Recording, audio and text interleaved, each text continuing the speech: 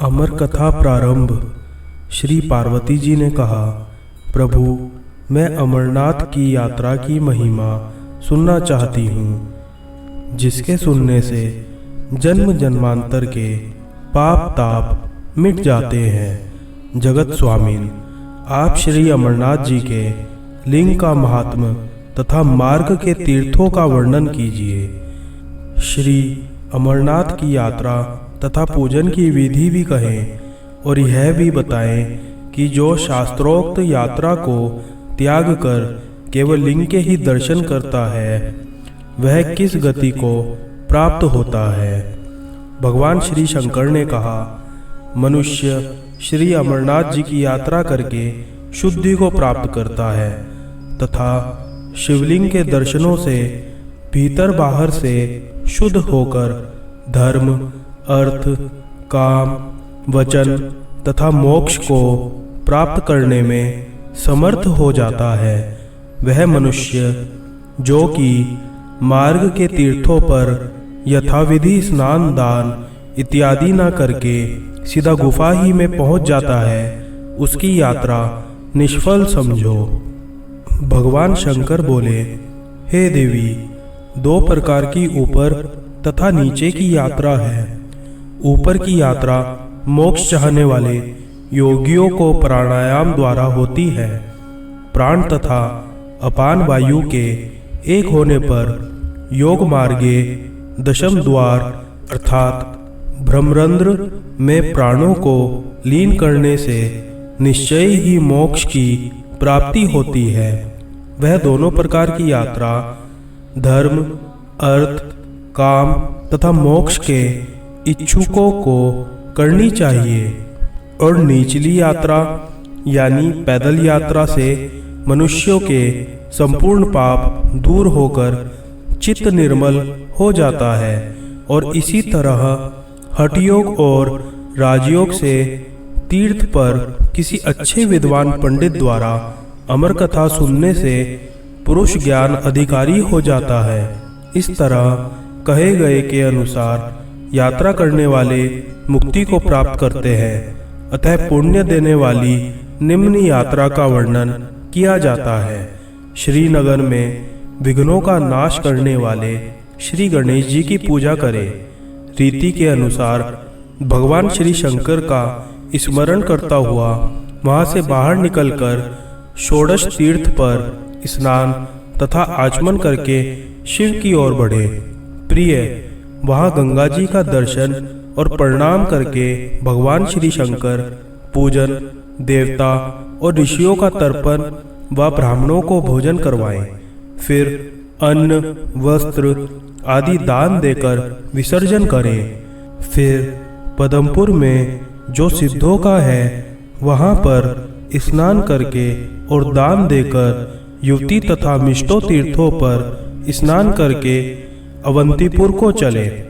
वहाँ साधु महात्माओं के क्षेत्र में स्नान करके बैननाग जाकर हरिपारा गांव में हरिदाख्य गणपति विघ्नों का नाश करने वाले श्री गणेश जी का पूजन करें और देवताओं तथा ऋषियों का तर्पण करें। देवताओं तथा पितरों का तर्पण करने से तथा दान करने से श्री गणेश की कृपा से मनुष्य के समस्त विघ्न तथा पाप नष्ट हो जाते हैं। इसके बाद बलिहार क्षेत्र में स्नान करके आगे बढ़ें।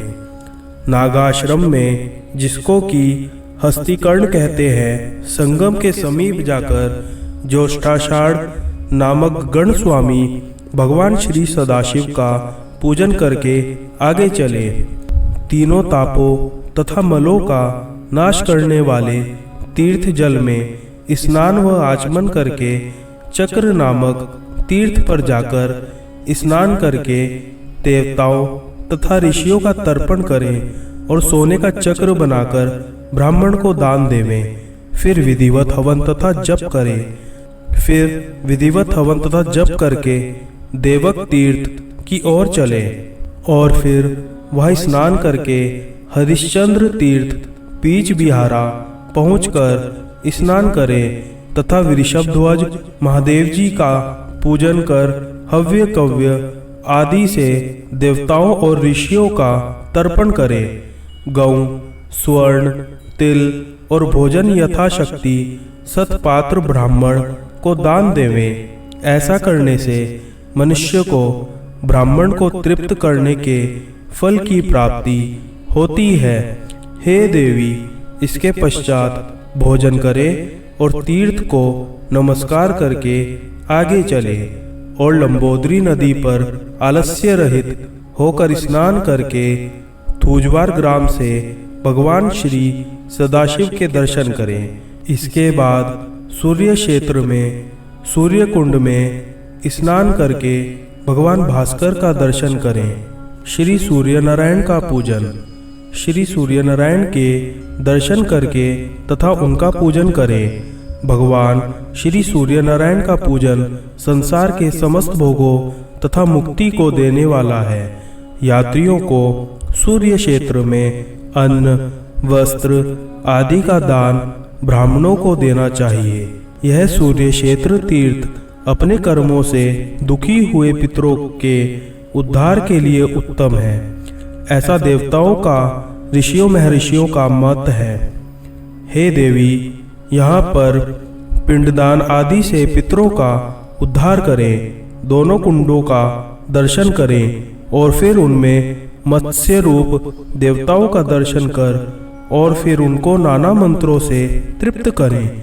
पश्चिम वाहिनी गंगा में स्नान करके पितरों के उद्धार के लिए श्राद्ध करें। इसके बाद सत्कार स्थान में पहुँचे, स्नान करें और श्री गणेश का पूजन करें और फिर भद्र आश्रम में जाएं। फिर परम पवित्र हयशीष यानी सीलगाम आश्रम में तथा सत्रशवतर क्षेत्र में और गंगाजल में स्नान करके संध्या वंदन आदि नित्य क्रिया करें। सरलक सलर ग्राम में पहुंचकर पवित्र अनंतनाग तालाब के जल में स्नान कर उत्तम बालखिल्य आश्रम को जाना चाहिए। आगे की कथा हम अगले भाग में बताएंगे। बोलो हर हर महादेव।